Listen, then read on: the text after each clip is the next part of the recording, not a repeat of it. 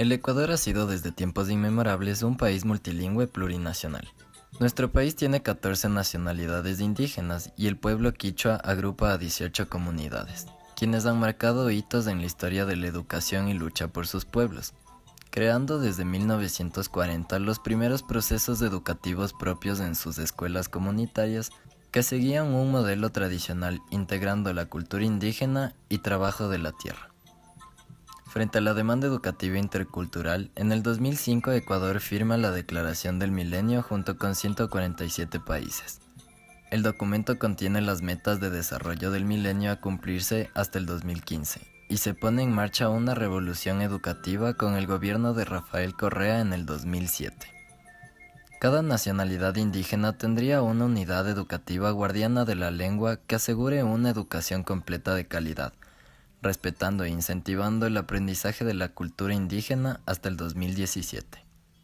La propuesta del nuevo modelo de gestión se encuentra estipulado en el Modelo de Educación Intercultural Bilingüe (MOSEIB), dentro de la Ley Orgánica de Educación Intercultural (LOEI), propuesto por el Ministerio de Educación. Y la optimización de la infraestructura educativa tiene como fundamento dos cosas: mejorar la calidad de la educación y mejorar la cobertura. De 19,000 pasamos a 5,000 establecimientos. Este nuevo modelo ha presentado varias reacciones en la población. Actualmente en el país existen 76 unidades del milenio en funcionamiento y 47 en construcción, cerrando o fusionando 8.429 escuelas comunitarias.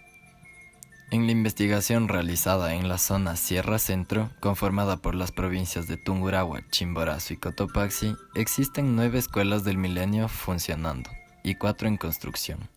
Se ha visitado la unidad educativa del milenio Quizapincha con un aproximado de 1.200 estudiantes en modalidad diurna y nocturna, y la unidad educativa intercultural bilingüe Chiricacha con 250 estudiantes aproximadamente. Como datos importantes se han considerado los de la investigación realizada por Contrato Social, referente al cierre de las escuelas comunitarias por la apertura de las escuelas del milenio. Esta reforma educativa ha traído distintas reacciones, como nos cuentan sus actores directos. Entonces, es un proceso de destrucción permanente para las culturas y por eso decimos nosotros que es un regreso a la época de la colonia, a una educación homogeneizadora, masificante, que tiene un modelo extranjerizante. Han sido cerradas, han sido abandonadas y ahora han estado creciendo las hierbas. Mejor ha habido desunión de las gentes, de las comunidades que no han podido acercarse antes, por lo que había una escuelita en las comunidades, siempre los padres de familia unían. Bueno, pues caminar un chiquito de primer grado, del inicial allá, pues son 5 kilómetros que caminan allá. El largo trayecto de las comunidades a las escuelas representan diversos riesgos y peligros para los niños, niñas y adolescentes.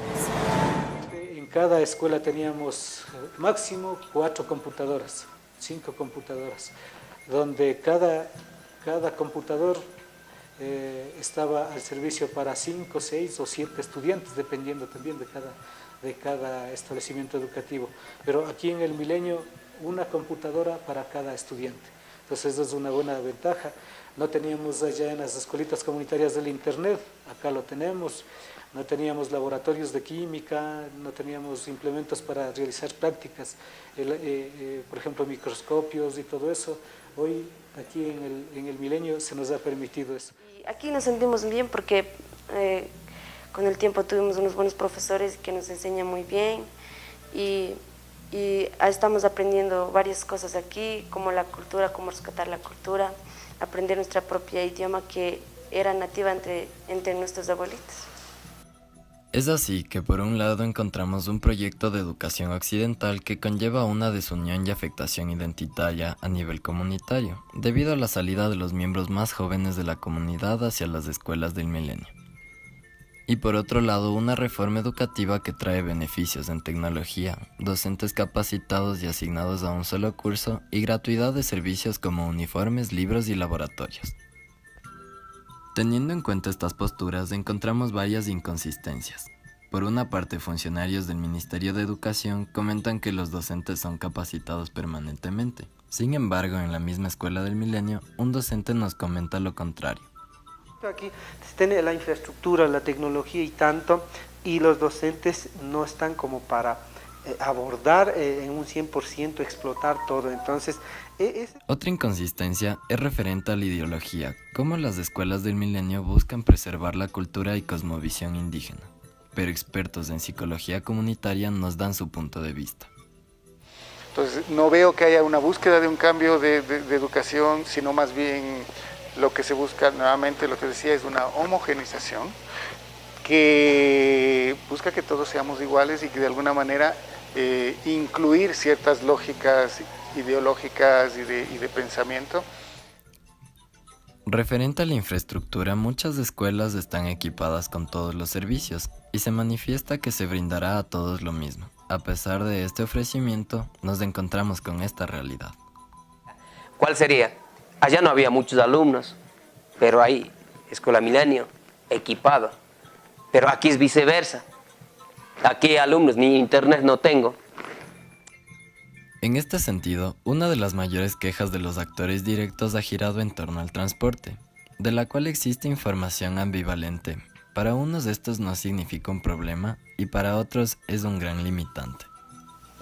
La unidad que creó recién, sí, tiene buenos profesores. Más fácil nos ayuda ahora que tenemos ya transporte para cada comunidad y eso nos facilita a cada uno de nosotros también. Y eso. Es muy lejos, sería como que ya no estar cerca de mis familiares, así. De un lugar que ellos vienen al lugar donde se hace la matriz, carecen de medios de transporte. Los alumnos llegan atrasados. Tienen que pasar tal vez algunas vicisitudes por esta situación.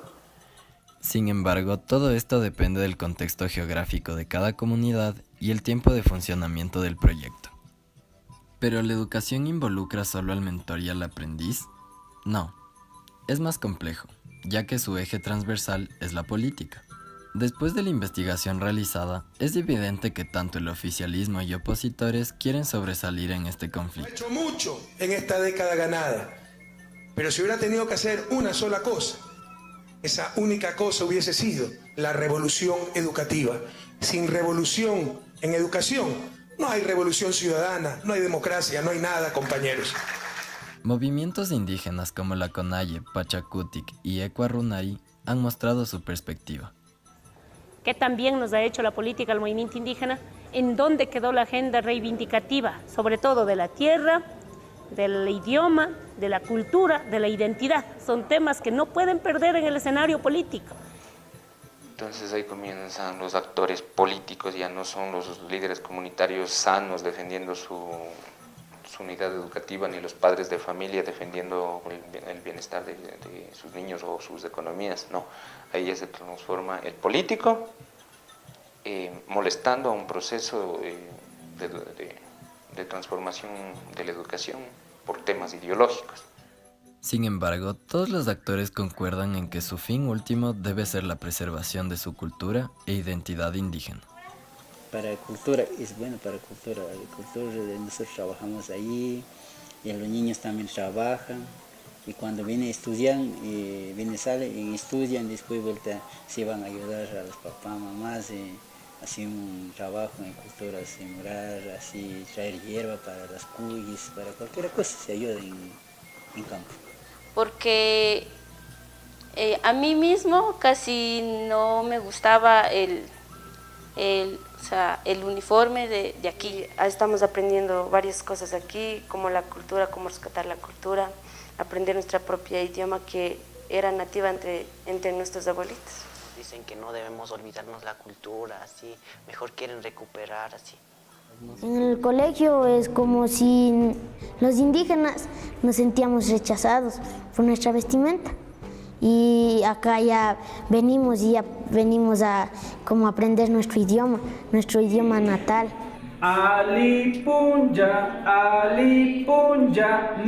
Porque cuando hay escuela, hay reuniones comunitarias, hay fiesta comunitaria, donde comparte toda la sociedad comunitaria en una mesa, en una reunión, un diálogo. Es decir, que sin importar que sea escuela del milenio o escuela comunitaria, la identidad y cosmovisión indígena siempre será pilar fundamental en la educación.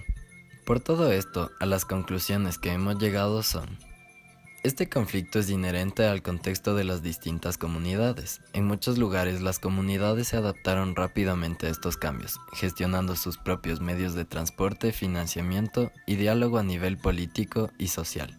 Ejemplos de esta adaptación son las escuelas como la del Cantón Sicchos en Cotopaxi y Quizapincha perteneciente a Tungurahua, donde el proyecto ya tiene varios años en funcionamiento. Caso contrario son las comunidades de Mulaló en Cotopaxi y otros sectores de Chimborazo como Guamote y Chunchi, quienes aún sienten malestar y están en desacuerdo con la nueva reforma educativa. Consideramos que los puntos álgidos del conflicto se dieron entre los años 2013-2015, jugando un papel fundamental la política. Gobierno y opositores han tomado partido por defender o atacar las reformas en la educación, dejando de lado el bienestar de los actores directos al conflicto, que son los estudiantes, docentes y familias, por lo que se ve una inconsistencia en cuanto al cumplimiento del Sumac Kausai, el cual es otra arista entre la perspectiva política y la cosmovisión andina. Además, actualmente la información sobre la continuación del proyecto de las escuelas del milenio es ambigua, ya que por un lado el actual presidente Lenín Moreno ha inaugurado una nueva escuela del milenio en el Puyo. Sin embargo, él mismo en campañas dijo que no construirá más escuelas del milenio. De la misma manera, el nuevo ministro de Educación, Fander Falconi, dice que no se construirán más, pero se entregarán las 73 obras que ya están en construcción. Ahora la pregunta es, ¿qué soluciones se le puede dar al conflicto? Las personas que han vivido de cerca la problemática han manifestado diversas maneras en las que desde su postura y percepción se podría implementar una respuesta. Una de las soluciones que se propone desde la lógica educativa radica en la participación activa de la comunidad alrededor de las escuelas del milenio, el asentamiento de una reforma pública y el fortalecimiento de la lengua.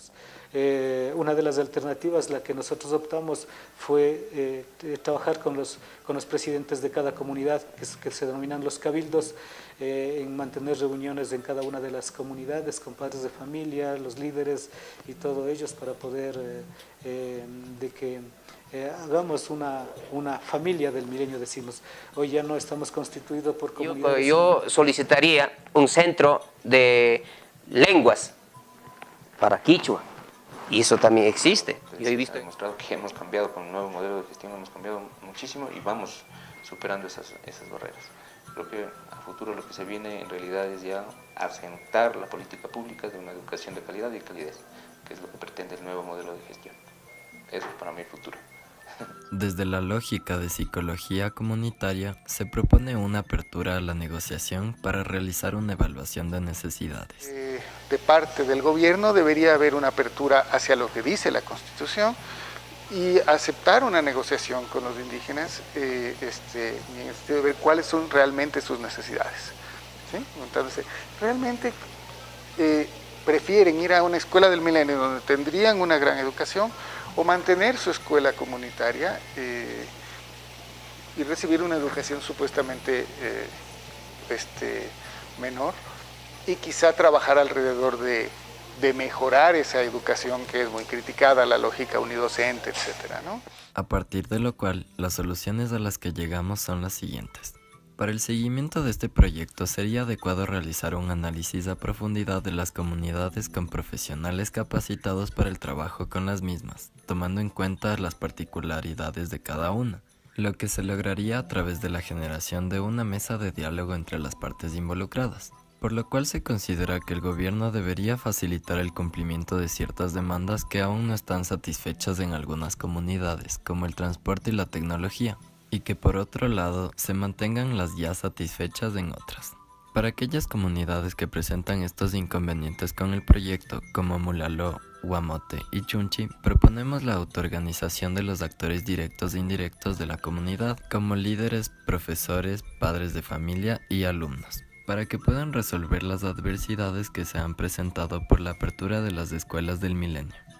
Además, sería adecuado que el gobierno favorezca la participación activa de los padres y líderes de las comunidades en las actividades dentro de las escuelas del milenio, con el fin de promover la integración de las diversas culturas de cada comunidad.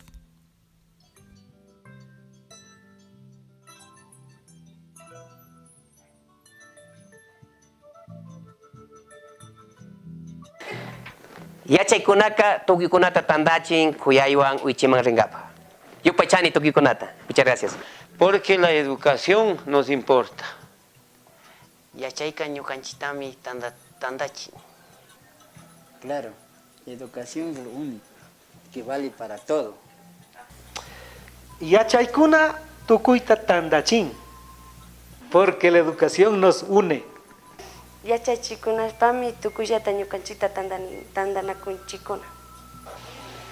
Porque la educación nos une.